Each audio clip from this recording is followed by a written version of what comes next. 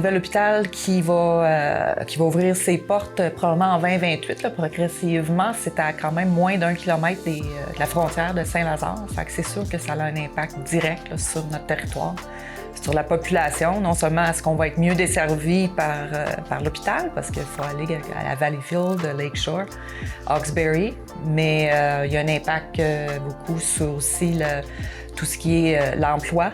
Ça va offrir des opportunités d'emploi pour la région. L'hôpital va être un des plus gros employeurs de la région de Vaudreuil-Soulanges, avec plus de 4000, au moins 4000 postes qui vont être créés. Mais ça va aussi créer de la pression sur le logement, sur nos services municipaux. Fait que ça, c'est sûr que l'ouverture de l'hôpital, ça fait quelques années déjà que nous, on se prépare avec l'idée qu'il va falloir s'ajuster puis de préparer le terrain pour ce qui s'en vient. Mais plein de belles opportunités aussi en même temps, parce que ça va aussi toucher l'économie locale. Ça va amener des emplois, mais ça va amener aussi des commerces, des industries. Puis ça, c'est bon pour la région de développer l'économie locale. Fait qu'il y a beaucoup de belles opportunités qu'on veut saisir aussi avec l'arrivée de l'hôpital.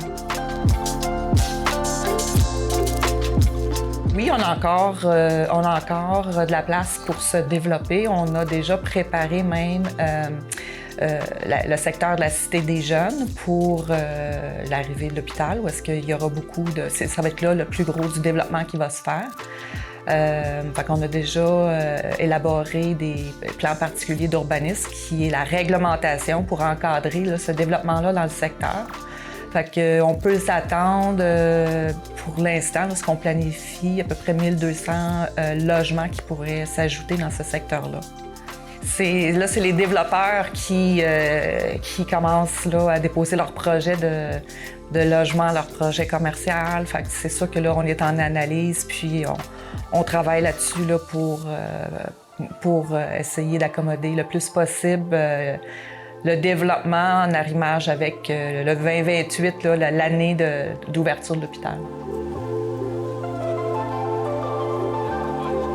Je pense qu'aussitôt qu'on parle de développement, ça fait peur aux gens, c'est clair. C'est pour ça que ça fait plusieurs années là, qu'on travaille là-dessus pour s'assurer que le développement soit cohérent avec le style de vie qu'on veut à Saint-Lazare. C'est sûr qu'avec la CMM, parce qu'on fait partie de la CMM, bien, il y a une demande de densification. Donc, on le sait déjà que le noyau villageois et l'Est, le secteur Est, qui est le secteur de la Cité des Jeunes, ça va être là qu'on va se concentrer, qu'on va concentrer la densification douce qu'on appelle. Fait qu'on a mis dans la réglementation des critères pour s'assurer qu'on développe de façon cohérente avec le reste de la ville aussi. Mais c'est sûr qu'il va y avoir plus de densification, il va y avoir des types de logements qu'on n'est pas habitué de voir, peut-être un petit peu plus en hauteur, mais c'est sûr qu'on va plus en hauteur aussi, c'est quand même meilleur pour l'environnement. On est une ville qui focus beaucoup sur l'environnement, fait qu'à un moment donné, il faut penser comment on peut se développer, puis en pensant à moins détruire les boisés. Fait que c'est sûr que de le faire dans le secteur Est, c'est plus logique aussi. Saint-Lazare ne fait pas partie d'un TOD, mais on est quand même, on a des exigences de densification de la CMM. Le PEMAD, il y a un nouveau PEMAD qui vient d'être adopté, qui devrait être mis en vigueur. Pour la ville de Saint-Lazare, on va devoir faire un projet avec la MRC de concordance au PEMAD dans les prochaines années, où est-ce que les taux de densification ont augmenté énormément. Fait que la densification, c'est sûr qu'on a des obligations qu'on va devoir mettre en œuvre avec ce nouveau PEMAD-là. Dans le fond, ils ont changé un petit peu leur façon de faire, mais c'est plus Vaudreuil, tout ce qui est alentour de la station de train là, qui affecte, qui est un tas dans le secteur. Un TOD, c'est Transit Oriented Development. Fait que ça veut dire que le développement, la densification se fait alentour d'un système de transport, dont à Vaudreuil, le train, puis c'est l'île Perrot aussi, là, dans le secteur de l'île Perrot. Il y avait même le train, parce qu'il y avait une station de train à Hudson qui faisait partie d'un TOD, qui a été retiré du nouveau PEMAD parce qu'ils n'ont pas la densification pour justifier le développement que ça l'exigeait. Mais Saint-Lazare n'est pas particulièrement touché par un TOD parce qu'on n'est pas assez près d'un système de transport de cette sorte. lit le nouveau PMAD, le plan d'aménagement métropolitain, il faut être cohérent dans ce qu'ils demandent parce qu'ils veulent qu'on densifie, mais on n'a pas de transport en commun. Fait que la densification sans transport en commun, c'est pas logique.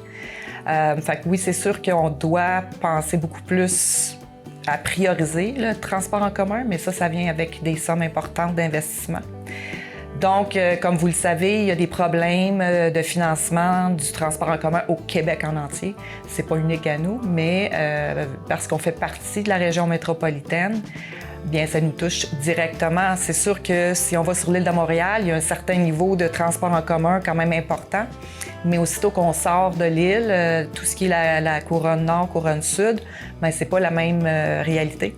Malgré qu'on fait partie de ceux qui doivent payer la facture. Fait que c'est un peu frustrant parce qu'on n'a pas le service, mais on faut assumer la part du déficit puis la part des coûts sans qu'on ait plus vraiment de développement.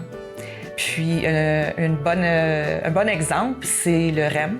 Le REM qui va ouvrir à L'Anse-à-Lorme le 18 mai, à Sainte-Anne-de-Bellevue, qui ne vient pas sur notre territoire. Par contre, la facture va venir pareil. On va devoir payer le REM, puis on est impacté directement parce que dans la clause de non-compétition que la RTM a avec quand ils ont développé le REM, on se voit à éliminer certaines lignes d'autobus sur notre territoire pour ne pas compétitionner avec le REM, qui sont des autobus qui sont très achalandés, dont l'autobus 40 qui est l'Express Côte-Vertu. Alors, ça va nous impacter directement. Il y a certaines lignes d'autobus qui sont aussi éliminées, qui allaient à des cégeps.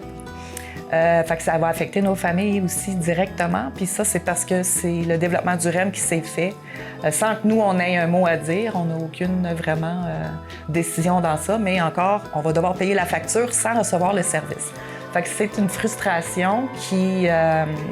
on continue à essayer de l'évoquer avec le gouvernement, puis ça sera quelque chose justement avec les élections là, de cet automne, que je pense que le transport en commun, ça va être un enjeu aussi majeur, là, que pas mal toutes les maires-mairesses du Québec aimeraient bien que le gouvernement en fasse une priorité, puis qu'il nous aide à financer, parce que ça tombe beaucoup sur les villes.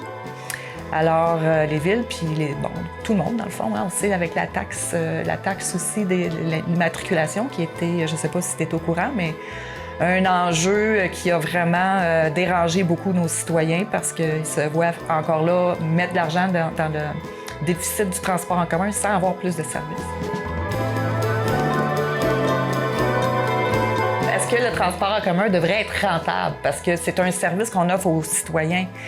Puis, je pense qu'on a la mauvaise perception que ça devrait être rentable. Un hôpital, c'est pas rentable. Les écoles sont pas rentables. Tu sais, c'est des services aux citoyens. Puis, il faut aussi penser le bienfait du transport en commun, surtout avec les changements climatiques, surtout avec les enjeux de population de notre société. Fait que est-ce qu'on devrait le regarder comme ça? Je pense pas. Avec EXO, parce qu'on fait partie d'EXO, on ne peut pas développer notre propre système de transport en commun ici, ceux qui font partie de la CMM, dans le fond. Puis la MRC Vaudreuil-Soulanges est quand même... on a un enjeu qui est un peu différent parce qu'on a une partie des villes qui font partie de la CMM, puis on a une partie des villes qui ne font pas partie de la CMM. Donc, ceux hors CMM peuvent développer par eux-mêmes du transport en commun, tandis que nous, on a l'obligation, on est géré par la RTM et EXO. Fait qu'on ne peut pas développer, on est vraiment obligé on est imposé dans le fond là, ce que les décisions là, de la RTM puis en lien aussi avec EXO, là, qui est ceux qui donnent le service. Il y a plusieurs choses là, en jeu. C'est sûr qu'à toutes les élections, à tous les 4 ans, les villes essayent de militer pour leur propre objectif puis demande. Puis on se rejoint un petit peu tous à la même place. Là, on a parlé, c'est sûr, les priorités de transport en commun. Priorité de logement aussi. On a besoin de développer pour offrir les logements dont nos citoyens ont besoin, les gens qui viennent s'installer ici. Comme on parlait, à cause de l'hôpital, ça va créer une pression. Fait que c'est sûr que le financement du logement, mais on parle la nouvelle première ministre du Québec parle des premiers acheteurs, puis bon, offrir un montant. Sauf qu'il faut penser aussi le logement abordable. Puis c'est pas juste du unifamilial qu'on devrait essayer de développer, mais il faut en avoir dans tous les paliers de différents, que ce soit social, abordable ou l'unifamilial. Puis, mais le logement abordable et le logement social ont besoin de financement pour se développer. Ça ne sera pas un développeur qui va choisir d'aller dans ce sens-là parce que, c'est sûr, ils sont là pour faire du profit, puis c'est pas profitable pour eux. Donc, moi-même, j'ai été impliquée comme présidente de l'organisme Toi d'abord, Habitation abordable. Je ne suis plus présidente, mais je l'ai été dans les premières années. Maintenant, je suis présidente de l'Office régional d'habitation de Vaudreuil-Soulanges. Fait que pour moi, le logement, c'est hyper important. D'ailleurs, on a un projet de logement avec Toi d'abord qui s'en vient cette année pour 45 logements abordables qui va être développé. On va céder un terrain à Toi d'abord.